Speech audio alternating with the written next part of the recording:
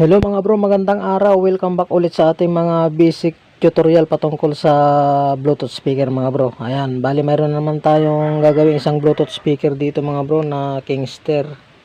Ayan o, yung mahabang Bluetooth speaker na ito na may dalawang duotsong speaker. Tapos may isang tweeter. Okay, bali ang naging problema daw nito, sabi ng may-ari, ay may power naman kaya lang ayaw mag-charge. Yan yung kanyang problema. Okay, so sabi ng may-ari mga bro ay ida-direct na lang daw yun dahil sira na yun yung pinaka-charging pin niya. Ayan, baka kapag pinalitan daw yan ay madali din lang masira. Okay, so sa video ito mga bro ay tuturo ko sa inyo kung paano i-direct itong Kingster na Bluetooth speaker KST-8805. Ayan o. Okay, buksan natin mga bro para ma-direct na natin. Ayan. So hindi na natin titestingin dahil na-testing ko na kanina, ayaw talagang mag-charge, ay umilaw yung light indicator na yon, yung charging indicator na yon. Okay, buksan natin mga bro.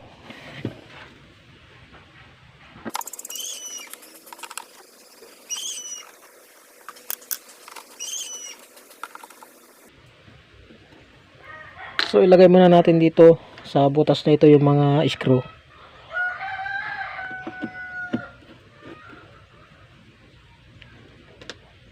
So ayan. So buksan natin.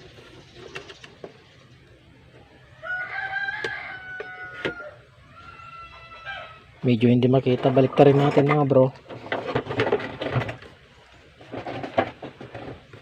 Ayan, para makita natin. Bali kalsuhan natin para para makita. Okay. Tapos lapit natin yung kon natin. Tapos i-focus natin mga bro.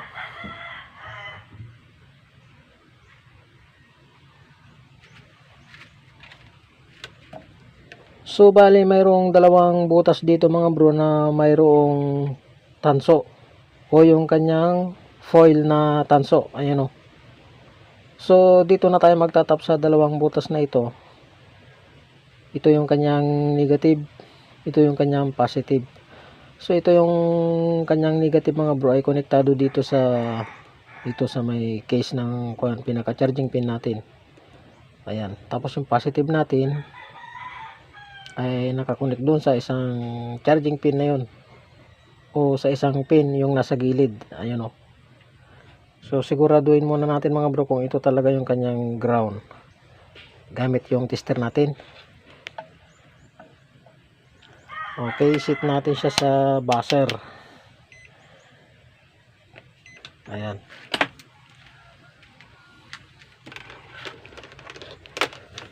Okay. So check natin. So check, i-connect natin dun, connect natin yung negative test probe dun. Okay, check natin. Ayun, ground nga. Tapos itong isa, check natin kung yung nasa gilid na charging pin o pin ng check natin. Ayun, siya nga. Okay, dito na tayo magtatap mga bro sa dalawang butas na ito para hindi na tayo mahirapan. Okay, so kuha tayo ng USB connector.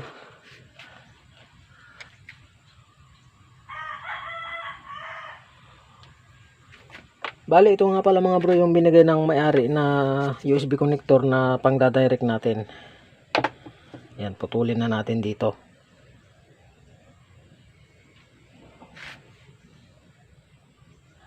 Yan.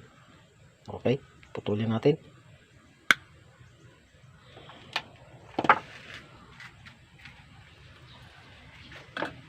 Okay, balatan natin.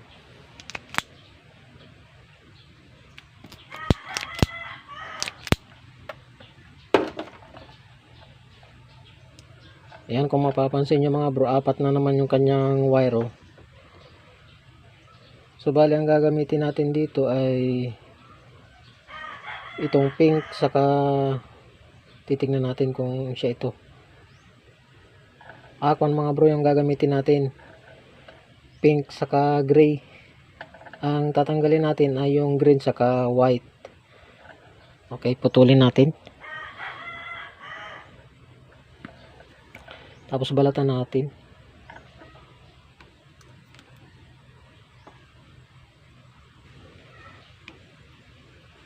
Okay, tapos itis natin mga bro. Para makasigurado tayo.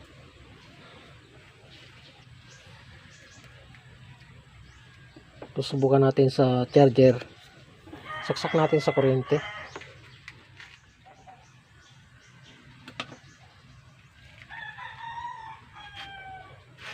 So test natin kung siya, ayan.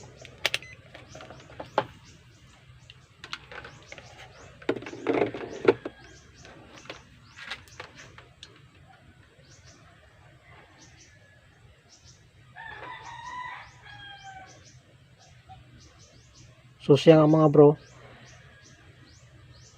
Yan, ang positive natin ay itong pink at ang negative ay itong kulay gray. Okay, pwede na nating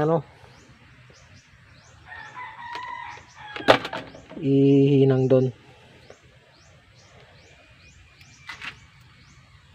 Okay, tanggalin muna natin sa saksakan.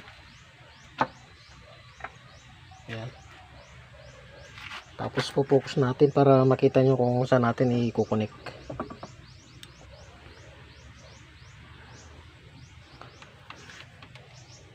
So bali ito yung ground natin mga bro, ito yung positive.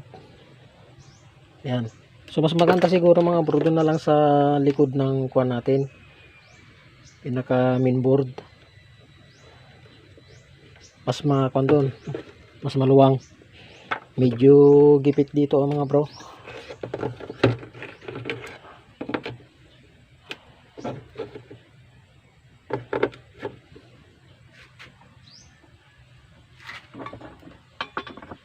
So dito na lang sa likod.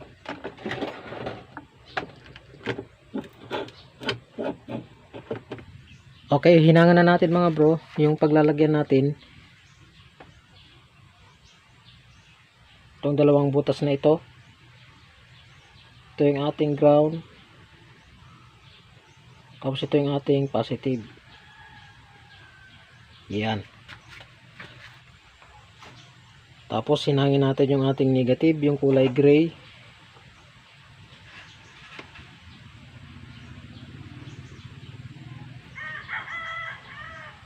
Yan.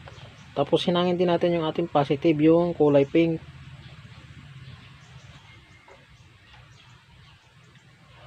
Okay, nahinang na natin. Subukan nating testingin ngayon kung magkakarga mga bro.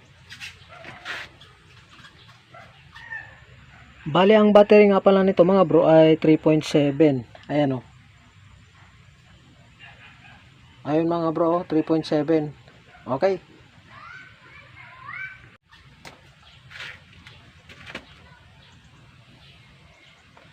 Ayan. Subukan natin ngayon kung magkakarga.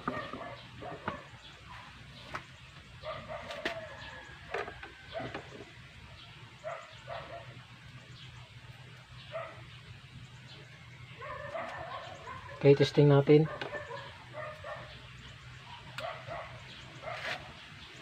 Tingnan natin kung umilaw ng kulay red. Ayun, umilaw siya mga bro. Ayun, no, umilaw oh. Oh, nag-charge siya oh. Ayun oh. So, umilaw siya. Subukan nating tanggalin kung matatanggal yung kanyang ilaw. Ayun oh. Ayun mga bro, tingnan nyo. Tanggalin ko yung charger. Okay. So nawala yung kanyang ilaw. Subukan nating i-kuan ulit mga bro. Saksak. Okay, umilaw siya ulit. So ayos na mga bro. Yan. Bali dito na lang natin papadaan sa may gagawa na lang tayo ng kunya dito.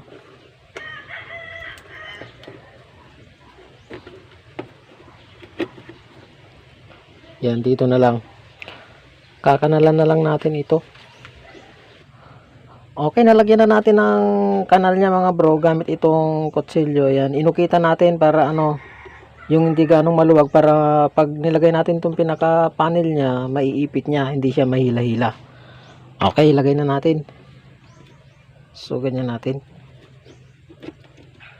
Yan, ganyan. Tapos lagay na natin mga bro yung mga screw niya. Yan, lagay natin.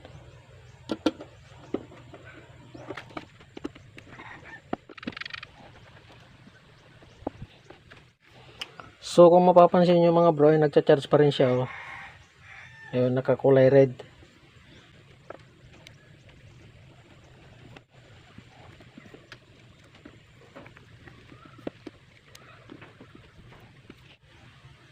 Okay, naibalik na natin mga bro yung mga screw niya. Ayan, so ayan, oh.